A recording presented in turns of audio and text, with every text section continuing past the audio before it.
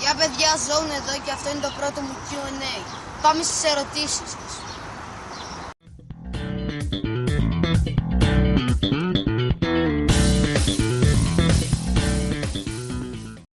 Πάμε στην πρώτη ερώτηση. Η πρώτη ερώτηση λέει άμα ζωγραφίσω γκράφιτι.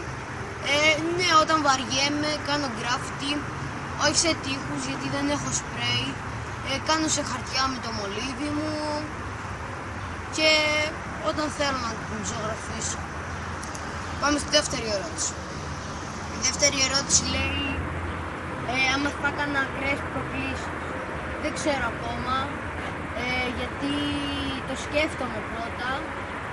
Θα δούμε και άμα κάνω προκλήσεις θα σας πω να γράψετε τι να κάνω.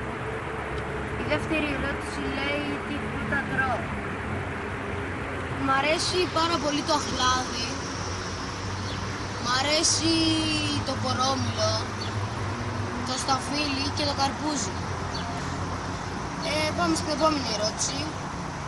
Η επόμενη ερώτηση λέει άμα θα κάνω comments only πείτε μου εσείς ή άμα τα είχα κάνει αυτά θα έλεγαν ότι αντιγράφω το 2J. Πιστεύω ότι άμα τα κάνω αυτά θα αντίγραφα το 2J και θα το λέγατε κιόλας. Δεν ξέρω, θα δούμε. Και η άλλη ερώτηση είναι άμα βρίζω δασκάλους. Βρίζω δασκάλους άμα με θυμώνουν και άμα χρειαστεί. Τους βρίζω μια χαρά, εντάξει. Και έχουμε άλλη μια ερώτηση και λέει πόσα βίντεο θα κάνω την εβδομάδα. Την εβδομάδα παιδιά θα κάνω, δεν ξέρω πόσα θα κάνω πρώτα γιατί γράφω και εξετάσεις. Γιατί θέλω να περάσω και την τάξη φυσικά.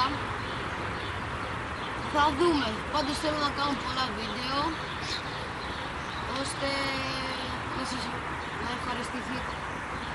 Αυτά παιδιά, κάντε like, subscribe και σχόλια. Bye!